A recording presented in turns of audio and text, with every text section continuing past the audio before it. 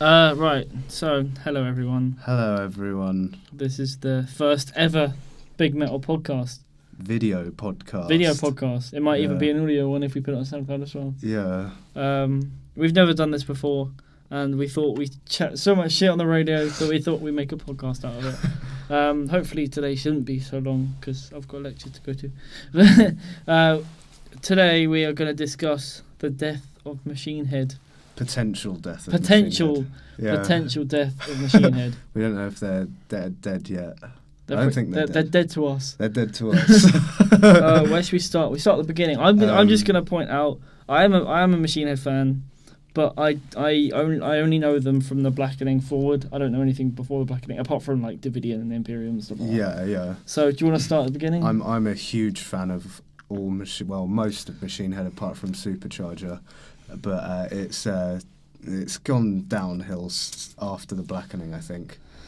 Even though Unto the Locust was great. But yeah, I think the Blackening is just a masterpiece. The Blackening is obviously the pinnacle of how good Machine Head are. Yeah, and I think the pinnacle of like that generation of kind of metal as well. That kind of, I think anyway. But yeah, yeah.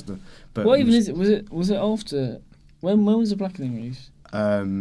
It was 2007. Oh, that was like way after new metal was a thing. Yeah.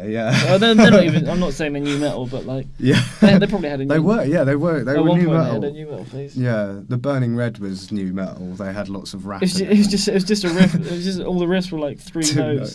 Yeah. It was just Rob Flynn rapping over it. Good time. So good. Was that when he had cornrows as well? yeah, cornrows. I remember seeing videos online of them playing live. They had cornrows. Bloody cornrows. Yeah. What was he thinking? It's because he's probably a fan of cornrows. You need to stop bringing these awful puns into these things. Anyway, so the Blackening was obviously the pinnacle of like how good Machine Head were and the music around at the time. That was the same year as. Oh no! I was thinking the same year as All Hope Is Gone. The Blackening. Yeah. The Blackening. No, the Blackening was 2007. And All Hope Was Gone was 2009. But they were like all like big new metal things. Yeah. And then obviously that was brilliant. Yeah. After that we had Unto the Locust. I really liked Unto the Locust. Yeah, I thought it was good. Yeah, I really liked it. Yeah, they had some brilliant songs on it. Like I Am Hell, I think is probably one of the best songs that Machine Head yeah, and I think that and Clenching the Fist. And it is one of my favourite album openers ever because they had that weird chanty thing at the beginning. That's the thing about Machine Head. They can do like their album openers are just the best. Like they've got Imperium on Through the Ashes. and that's so good as well. Yeah. There's like those three album openers that were all in a row as well, and they were all just like perfect album openers. And then they did Now We Die, which was kind of like was that the album opener? Now We Die. Yeah. I've forgotten the name of the album. That shows a lot. Bloodstone and Diamonds. Yeah. We'll get to Bloodstone and Diamonds in a minute. So Unto the Locust, I liked it. I thought it was brilliant. Yeah. They had some brilliant songs in there. It was quite. They had a few more catchy bits than they did in other albums. It was a lot more like melodic and like. Yeah, it was. They had a lot of more like sing along choruses, which you didn't really get. Well, you did with like Halo and stuff, but not as much. I didn't like Who We Are though. The last song. Oh, I like that. I like that. With the kids singing, I just thought that was a bit cringy, a little bit. And they ended on that when I saw them live, and it was just they had all these pictures, like a montage of pictures of like people holding up signs saying like "I'd be dead without Machine Head" and stuff. So silly. So shit. Yeah. I didn't even know they played that live. Yeah, I think that was the only time they. Oh, I don't know. Well, they might have done it on that whole tour. But I mean, the only time I've ever seen him was Download 2012. Yeah, that was good. So good. That was good. I wish I was there. So then after this, they played. They did that tour of the massive tour of arenas. What am I talking about? Yeah. The massive tour of arenas. You went to. Yeah, I went to Wembley, the Wembley one where Bring Me supported. And Devil Driver, wasn't it? And Devil Driver, yeah. I'd love to see Devil Driver live. Devil Driver are really good, but like I've heard they're a really good live band.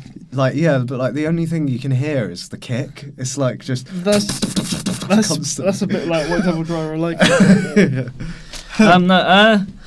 So yeah, was that a good gig? Yeah, it was really good, but it was mainly like like mainly Bring Me were the ones who kind of shone through in a weird way. Really? Yeah, because it was all like 40-year-old metalheads, like big beer-bellied metalheads. Like half of it was 40-year-old metalheads, and the other half was like teenagers. Like your age. So yeah. Well, that was. It must have been 3-4 years ago. Yeah. So yeah, you must have been 18, 19. yeah. And it was just mad. Like they were like all of these 40-year-old metalheads were like in mosh pits, like just beating the shit out of these. Bring Me? Yeah, beating the shit out of these teenagers. It was just it was good though. Yeah. Yeah. And like I just said, they played Download 2012, which I think was the year after the one that you're talking about. Yeah. And that's when I saw them. And then after that, they like didn't do that many gigs after that. Yeah. And then they announced. Oh, the festival thing. And then obviously the Sonosphere got cancelled 2 years in a row. The second time, they apparently were rumoured to be an undercard for they were heavily rumoured to be an undercard for the second Sonosphere that got cancelled. I think was it you told me that or? Wait, did I hear that from someone else? I can't. No, I didn't think. I didn't know that. But the year before, 2013, they headlined. Was it 2013 or 14? They headlined Bloodstock. Oh yeah. Up north, which is That's crazy. a sort of lower key festival, you could say, to sort of downloading that.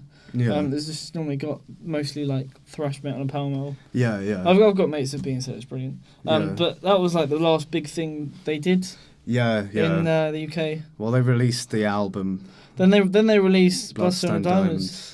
And just before they released Bloodstone Diamonds, they announced they weren't going to do any more festivals. Yeah, ever again, which was and just I can't even remember the reason for it, but I remember it being was really, really, really silly. It was like stupid. basically them saying that they were above festivals. Yeah, they're like, oh, we're better than festivals, Yeah. and it's annoying. Oh, what are they doing? And What it's are they annoying doing? because they could have headlined. They could have easily headlined. Yeah, they could have like all the easily- big they- festivals. Yeah, in a couple. They just needed to release one good album. If like, Bloodstone and Diamonds even- was really good, they could have headlined Download this year or next Yeah. year. You know what I'm saying? I was like, it was so annoying because I was like, first time I listened to Bloodstone and Diamonds, I was in a state of just denial. Like, I Yeah, couldn't. like you do when you like when your favorite band releases a shit album, you go for a stage of denial when you're like, all right, it's my favorite band, it's gonna be really good, and then you listen to it, and then it's like, this is really good because it's my favorite band, and they can't do anything bad ever because I was in the same boat about this album, and then about 3 listens in, I just stopped listening to it. Yeah, same. I haven't listened to it in a few months now. I listened to it about 3-4 times when it first came out, and I haven't listened to it since, and that was like back end of last year, wasn't it? Yeah.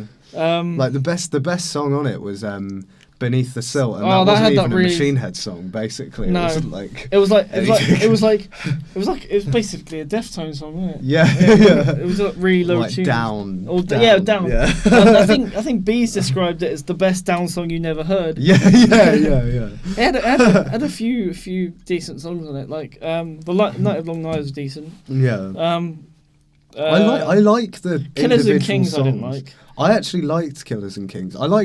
The thing is, I grew to really like all the songs on the album, but like it just wasn't. It didn't have anywhere near as much weight as like The Blackening, just because The Blackening was just.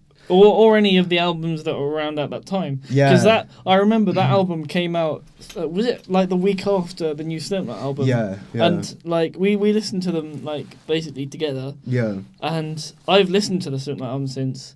And Yeah. I've seen them live since, and Yeah. obviously they've grown as Slipknot do, and then people have just sort of forgotten about Machine Head a little bit. Yeah. I mean, Bloodstone Diamonds wasn't terrible. It wasn't terrible, but it was like too average to be anything good. Like Yeah, too, yeah. It was just a boring album, and they weren't really doing anything like that interesting on it. I don't think. No, there I don't wasn't think- anything massively interesting. Like they had Yeah. like string parts, but they had that in the last album. Yeah. They had yeah. like a few like really bad solos in it. I didn't like any of the solo. Usually, like Machine Head solo, like the best thing about them is their lead lines and like their guitar lines. And they seem to have like deleted that off of Bloodstone. Yeah. It's like they recorded it all. They're like, this is really good, and they just press the delete button. Yeah. Someone just sort of spilled their coffee on it. They just pressed the delete button. Oh no, no lead lines. All right, just to release it anyway. Yeah. So then after they released that, they did that UK tour of like loads of tiny little venues. Remember? Yeah. They played in Brighton. Yeah. They played at the Roundhouse in London. I wish I saw that, but yeah, but they're not going to play festivals. Like they're not going to play festivals, and they haven't toured. They haven't spoken about touring UK or another album since then. Yeah. Which is why I'm saying, because there's so many other bands that have released brilliant albums in the last 2 years, that they're going to step up, and people have just sort of forgotten. Even the diehard Machine Head fans like you have just sort of forgotten about Machine Head a little bit. I think everyone's just kind of got. Well, I don't know how many people are feeling the same way. Yeah, I haven't really spoken to anyone. But I think they're kind of just gonna. I hope they release a good album at some point soon, because they might just be in like a supercharger phase where it's just they've released a shit album.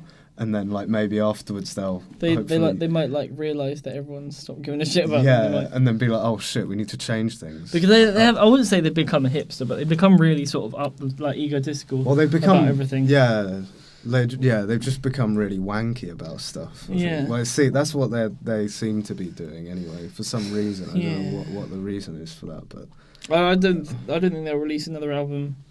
For a while. They're probably Bloodstone Diamonds is really good. We don't need to release it. Yeah, it was masterpiece. Just leave it in the past. Yeah.